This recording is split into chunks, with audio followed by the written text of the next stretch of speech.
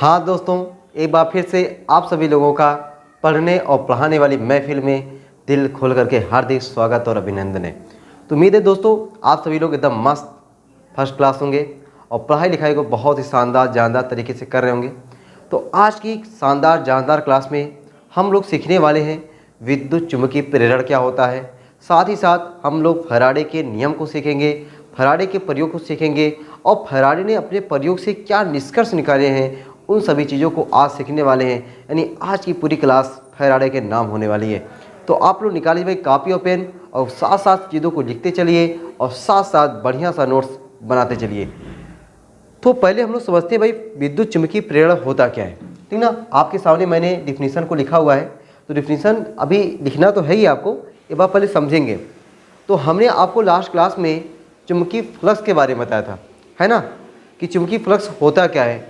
तो चुम्बकीय फ्लक्स क्या था कि कोई भी एक पृष्ठ हो और वह पृष्ठ अगर चुम्बकीय क्षेत्र में रखा हो तो उससे जितना चुम्बकीय बल रेखा होकर गुजर जाए, तो किसी भी पृष्ठ से गुजरने वाली चुम्बकीय बल रेखाओं की संख्या क्या कहलाती है, चुम्बकीय फ्लक्स कहलाती है। ये तो बात आपको याद हो गया होगा। इस पर हमने न्यूमेरिकल, इसकी थ्योरी, इसका मात्रक, बेमा वगैरह वगैरह जितना भी होता था, जो कंडीशन बनती है, उन सभी के बारे में हमने 2 वीडियो में एकदम डिटेल से चर्चा किया हुआ है। अगर आप वीडियो नहीं देखें तो जाकर के पहले चुम्बकीय फ्लक्स को देखिए, तब जाकर के आज की क्लास आपको और ही मज़ेदार, शानदार, ज़बरदस्त होने वाली है। A to Z चीज़ें समझ में आएगी, बस अगर पहले आप चुम्बकीय फ्लक्स को समझे हैं तब, ठीक है। तो हमने यहाँ पे आपकी परिभाषा के में क्या लिखा हुआ है कि कोई कुंडली है और उस कुंडली से बद्ध चुम्बकीय फ्लक्स के मान में परिवर्तन होता है। कब? जब चुम्बकीय फ्लक्स के मान में परिवर्तन होगा तभी। अगर चुम्बकीय फ्लक्स के मान में परिवर्तन नहीं होगा तो यहाँ पे जो कुंडली है उस कुंडली में विद्युत वाहक बल उत्पन्न नहीं होगा।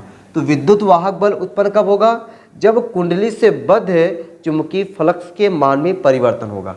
तो जब कुंडली से बद्ध चुम्बकीय फ्लक्स के मान में परिवर्तन होता है तो कुंडली में एक विद्युत वाहक बल उत्पन्न होता है। उस जो विद्युत वाहक बल उत्पन्न होता है उसे हम लोग क्या कहते हैं? प्रेरित विद्युत वाहक बल कहते हैं। तो आपसे कोई पूछ सकता है कि प्रेरित विद्युत वाहक बल क्या होता है, तो आप क्या कहेंगे कि जब कुंडली से बद्ध चुम्बकीय फ्लक्स के मान में परिवर्तन हो तो जो विद्युत वाहक बल उत्पन्न होता है वही विद्युत वाहक बल क्या है? प्रेरित विद्युत वाहक बल है। अच्छा, अगर कुंडली बंद है, क्या है? अगर कुंडली बंद है तो कुंडली में एक धारा बहती है और उस धारा को हम लोग क्या कहते हैं? प्रेरित धारा कहते हैं। और प्रेरित विद्युत वाहक बल और प्रेरित धारा उत्पन्न होने की यह घटना विद्युत चुम्बकीय प्रेरण कहलाती है, ठीक ना। तो अगर एक लाइन में केवल डिफिनेशन बोलना है तो क्या बोल सकते हो कि प्रेरित विद्युत वाहक बल तथा प्रेरित धारा उत्पन्न होने की घटना विद्युत चुम्बकीय प्रेरण। लेकिन मैंने इसलिए लिख दिया हुआ है ताकि आपको प्रेरित विद्युत वाहक बल क्या होता है, प्रेरित धारा क्या होता है, ये सब चीज़ें आपको समझ में आ जाए। तो बात क्लियर होगी ना कि प्रेरित विद्युत वाहक बल क्या है कि जब कुंडली से बद्ध चुम्बकीय फ्लक्स के मान में परिवर्तन होगा, क्या?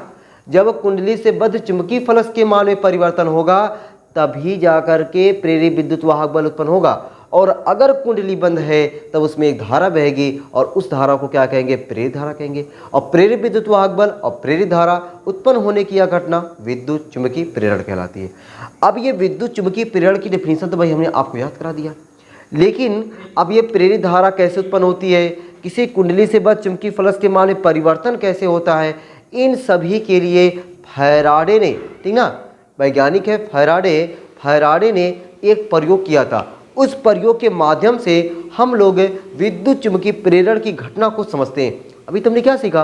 केवल विद्युत चुम्बकीय प्रेरण है क्या, लेकिन ये कैसे जनरेट होता है, कैसे क्या होता है, इसके विषय में फैराडे ने कैसे प्रयोग किया हुआ है, इन सभी चीज़ों को तो पहले समझ लेते हैं। तो आइए दोस्तों हम लोग पहले समझते हैं कि फैराडे का विद्युत चुम्बकीय प्रेरण संबंधी प्रयोग क्या है। तो हेडिंग क्या डालेंगे? फैराडे के प्रयोग। तो आप नीचे डालेंगे फैराडे के प्रयोग। अब हम लोग फैराडे के प्रयोग को समझते हैं। वह प्रयोग किस पर है? विद्युत चुम्बकीय प्रेरण पर है, फैराडेस एक्सपेरिमेंट, ठीक है, फैराडे के प्रयोग। तो फैराडे ने क्या किया, अब आपको ध्यानपूर्वक समझना है।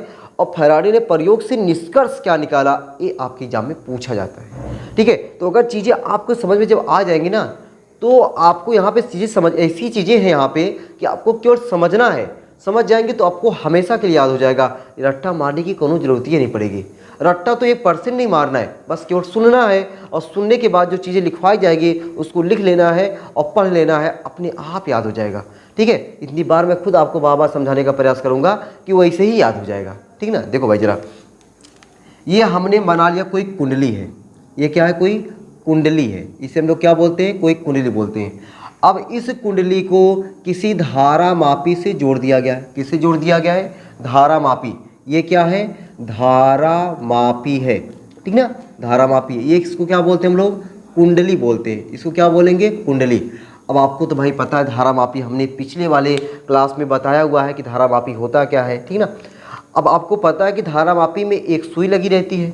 ठीक है, इसके अंदर क्या लगी रहती है? एक सुई। ये देखो सुई है। अब ये सुई में यानी कुंडली में अगर धारा पहुंचा तब ये जो सुई है वह सुई क्या दिखाती है? विक्षेप दिखाती है। अगर धारा इधर की तरफ तो सुई इधर की तरफ झुक जाएगी, धारा इधर की तरफ तो सुई इधर की तरफ झुक जाएगी। कहने का मतलब है अगर ये सुई ऐसे है तो ये सुई अगर ऐसे है तो धारा जब भी इसको मिलेगा, यानी भाई किसी में लगा रहेगा ना धारा मापी, तो वहाँ पे अगर उस चीज़ में यानी कोई वैद्युत परिपथ हो चाहे कोई कुंडली हो, अगर उसमें धारा है तो ये विक्षेप इस तरीके से या तो फिर धारा इसको इस तरीके से ये दिखाएगा। कौन? धारा मापी में जो सुई लगी रहती है। तो फैराडे ने प्रयोग में अपने क्या देखा कि कोई कुंडली है और उस कुंडली में धारा मापी रखा हुआ है, मतलब धारा मापी लगा हुआ है। अब किसी चुंबक को, ये कोई चुंबक है, इस चुंबक को दूर केवल रख दिया गया है। चुंबक है, इस चुंबक में भाई यन और यस दो ध्रुव होते हैं। यस यन लिख दे रहा हूँ, चाहे यन यस लिखूँ चाहे यस यन लिखूँ, दोनों बात एक ही है।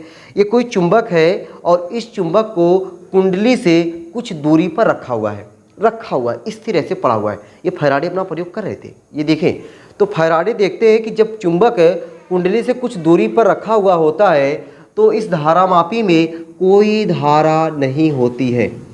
इस धारा मापी में कोई धारा नहीं होती, मतलब धारा जीरो होती है। बात समझ में आ रही है ना। जब चुंबक कुंडली से दूर रखा होता है, केवल रखा होता है, तब धारा मापी में कौनो विक्षेप नहीं होता है। अच्छा, दूसरी चीज़, अगर वही कुंडली जो है, इस कुंडली समझो यहाँ पे ऐसे पड़ी हुई है, ये कुंडली देखो, ये कुंडली हो गई और इसमें लगा हुआ है ये क्या? धारा मापी। और धारा मापी ऐसे रखा हुआ है, ये धारा मापी लगा हुआ है। अब की बार इस चुंबक को कुंडली के पास गतिमान कराया जा रहा है। देखो भाई कैसे पता चला गया ये गतिमान हो गया? ये यस यन, ये आपका लाइन दिखा रहा है कि गतिमान है, और यहाँ पे ऐसा कुछ नहीं है। ये चुंबक कुंडली की तरफ आ रहा है। जब ये चुंबक कुंडली की तरफ आता है तो फैराडे के चेहरे पर मुस्कान आ जाती है।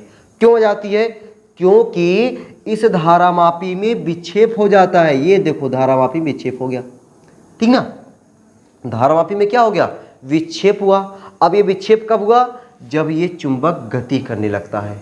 जब चुंबक गति करता है तब धारा मापी में विक्षेप होता है।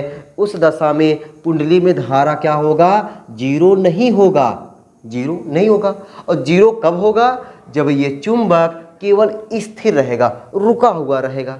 अच्छा, अब ये धारा जीरो क्यों हो रहा है, धारा जीरो क्यों नहीं हो रहा है, इन सभी पे अभी हम लोग चर्चा करेंगे। लेकिन अभी हम क्या देख रहे हैं कि धारा उत्पन्न कब होती है और धारा उत्पन्न कब नहीं होती है।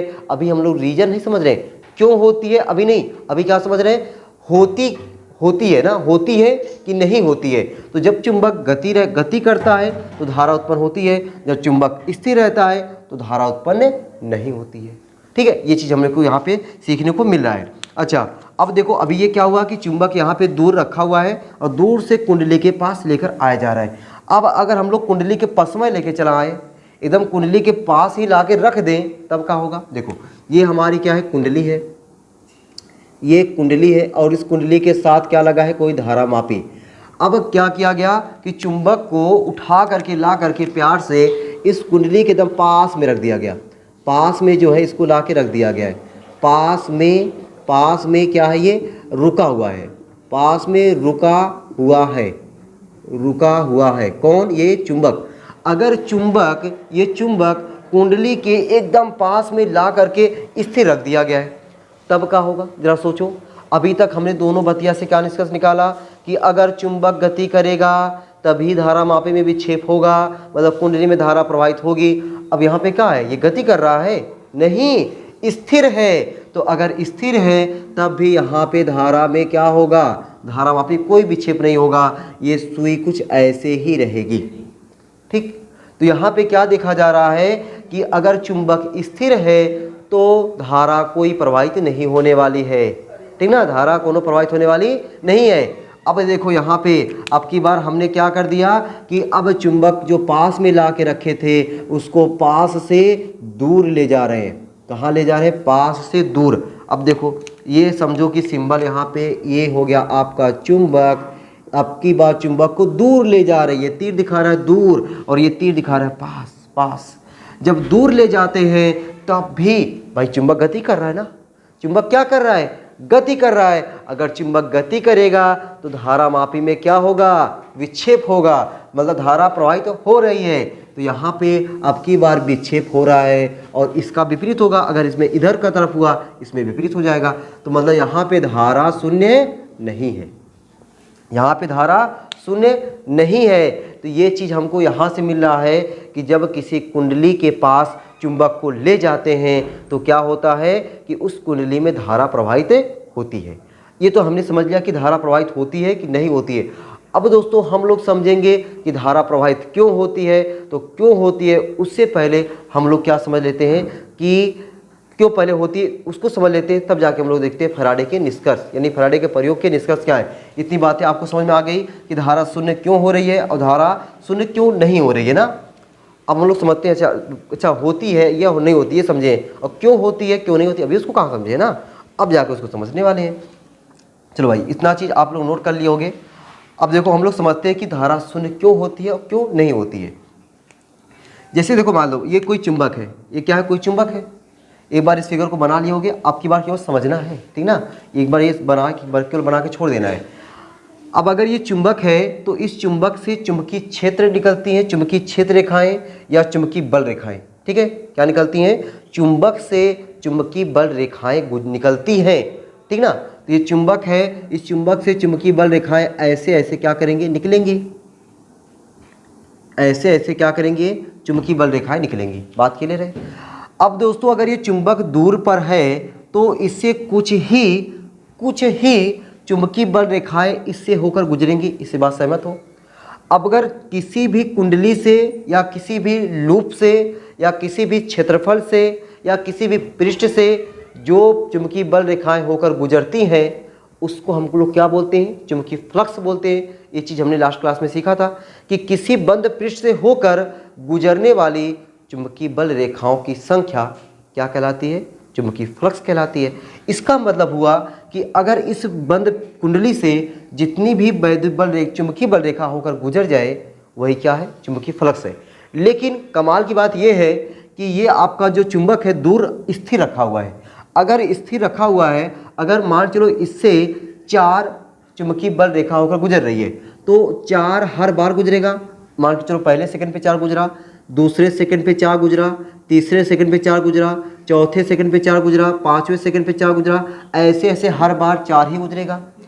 तो अगर हर बार 4 गुजर रहा है तो क्या चुंबकीय फ्लक्स के मान में परिवर्तन हो रहा है, सोच के बताओ जरा। क्या चुंबकीय फ्लक्स के मान में परिवर्तन हो रहा है? तो आप कहोगे नहीं। आप क्या बोलोगे, नहीं। क्यों? क्योंकि हर बार 4 ही है, हर बार क्या है, 4 ही है। इसका मतलब चुंबकीय फ्लक्स के मान में परिवर्तन नहीं होगा। और यहाँ पे क्या लिखा गया है कि किसी कुंडली से बद्ध चुंबकीय फ्लक्स के मान में परिवर्तन अगर होगा तभी जाके उसमें प्रेरित विद्युत वाहक बल उत्पन्न होगा। तो अब बताओ जरा मेरे दोस्तों कि अगर चुंबकीय फ्लक्स के मान में परिवर्तन नहीं हो रहा है तो क्या वहाँ पे प्रेरित विद्युत वाहक बल उत्पन्न होगा? नहीं होगा, परिवर्तन ही नहीं हो रहा है। जब चुंबकीय फ्लक्स के मान में परिवर्तन होगा ही नहीं तो वहाँ पे प्रेरित विद्युत वाहक बल उत्पन्न नहीं होगा। जब प्रेरित विद्युत वाहक बल उत्पन्न नहीं होगा तो धारा उत्पन्न होने का कोई सवाल ही नहीं। तो इसका मतलब ये हुआ कि अगर चुंबकीय फ्लक्स के मान में परिवर्तन नहीं होगा तो वहाँ पे धारा उत्पन्न नहीं होगा, वहाँ पे धारा उत्पन्न नहीं होगा। ये बात समझ में आ गई ना कि धारा उत्पन्न क्यों नहीं हुआ यहाँ पे? क्यों? क्योंकि चुंबकीय फ्लक्स के मान में परिवर्तन में नहीं हुआ। अगर चुंबकीय फ्लक्स के मान में परिवर्तन हुआ होता तो यहाँ पे धारा उत्पन्न होता। अब दोस्तों यहाँ पे आ जाओ। अब ये चुंबक क्या है, धीरे धीरे इसके पास आ रहा है, धीरे धीरे इसके पास आ रहा है। मान चलो जब यहाँ पे था तब इससे गुजरने वाली चुंबकीय बल रेखाओं की संख्या कितनी थी? 4। अब वही चुंबकीय बल रेखाओं की संख्या जो गुजरती है वही क्या कहलाती? चुंबकीय फ्लक्स। क्या कहलाती? चुंबकीय फ्लक्स। मान चलो यहाँ पे 4 आज पास आ रहा है, जब पास आएगा धीरे धीरे बढ़ेगा, सिंपल सी बात है भाई। मेरे देखो ये पहले क्या था, यहाँ पे देखो कुछ नहीं था, यहाँ पे कुछ नहीं, यहाँ पे 1, यहाँ पे 2 देखो यहाँ पे बढ़ता गया, संख्या बढ़ता जा रहा है। ये संख्या देखो अब पूरे बहुत सारा ढेर सारा गुजर रहा है। जैसे जैसे ये चुंबक कुंडली के पास आता जाएगा, इससे गुजरने वाली चुंबकीय बल रेखाओं की संख्या बढ़ती जाएगी। क्या हो जाएगी? बढ़ती जाएगी जैसे जैसे पास आएगा। तो 4 था, 5 हुआ, 6 हुआ, 7 हुआ, 8 हुआ, 9 हुआ, ऐसे से बढ़ता जा रहा है। अब बताओ भाई, ये देख करके बताओ, क्या ये जो चुंबकीय फ्लक्स है, ये चुंबकीय फ्लक्स के मान में परिवर्तन है या नहीं? परिवर्तन है या नहीं? तो आपका जवाब आएगा सर परिवर्तन है। क्यों? क्योंकि 4 था, 5 हो गया, 6 हो गया, 7 हो गया, लेकिन यहाँ पे 4 है, 4 था। तो यहाँ पे चुंबकीय फ्लक्स के मान में परिवर्तन हो रहा है। और विद्युत चुंबकीय प्रेरण कहता है कि भाई चुंबकीय फ्लक्स के मान में अगर परिवर्तन होगा तो प्रेरित विद्युत वाहक बल उत्पन्न होगा। प्रेरित विद्युत वाहक बल कब उत्पन्न होगा? जब चुंबकीय फ्लक्स के मान में परिवर्तन होगा। तो यहाँ पे चुंबकीय फ्लक्स के मान में परिवर्तन हो रहा है, इसका मतलब है कि वहाँ पे धारा उत्पन्न होगा। तो यहाँ पे धारा शून्य नहीं होगा। ये बात समझ में आ गया ना कि धारा यहाँ पे शून्य क्यों नहीं है? क्योंकि चुंबकीय फ्लक्स के मान में क्या हो रहा है? परिवर्तन हो रहा है। अगर चुंबकीय फ्लक्स के मान में परिवर्तन होगा तो धारा उत्पन्न होगा। तो यहाँ पे क्या हो रहा है? चुंबकीय फ्लक्स के मान में परिवर्तन हो रहा है। ठीक, चलो भाई, ये दोनों बात समझ में आ गई।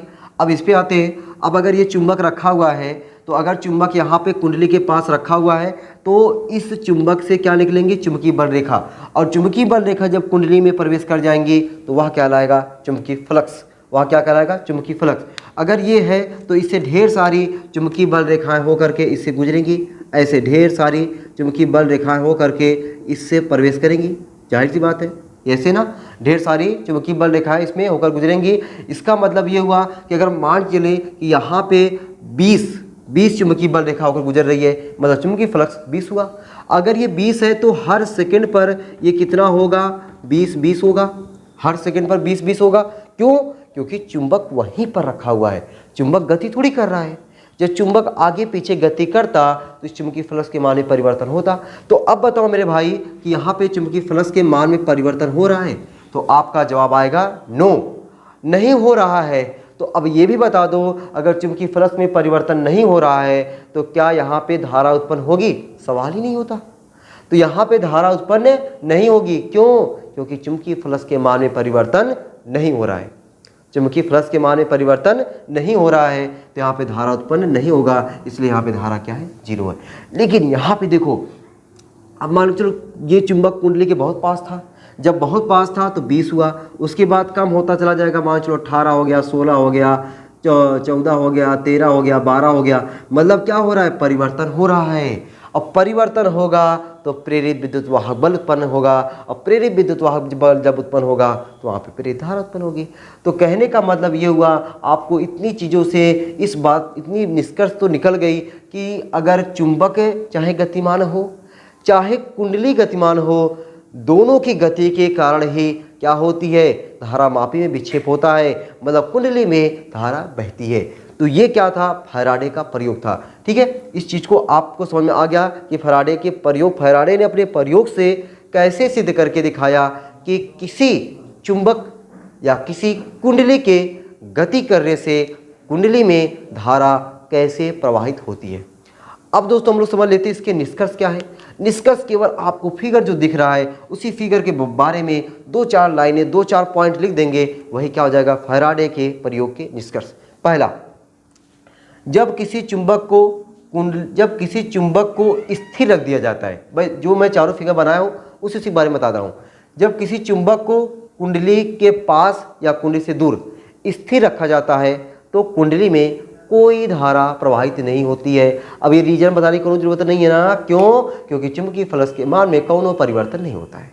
अच्छा, दूसरी चीज, जब किसी चुंबक को कुंडली के पास लाया जाता है या जब किसी चुंबक को कुंडली से दूर ले जाया जाता है, अर्थात चुंबक गतिमान होता है। बच्चा ये हुआ ना, किसी चुंबक को कुंडली के पास ले जाओ या किसी चुंबक को कुंडली से दूर ले जाओ, मतलब क्या हुआ कि चुंबक गतिमान होगा।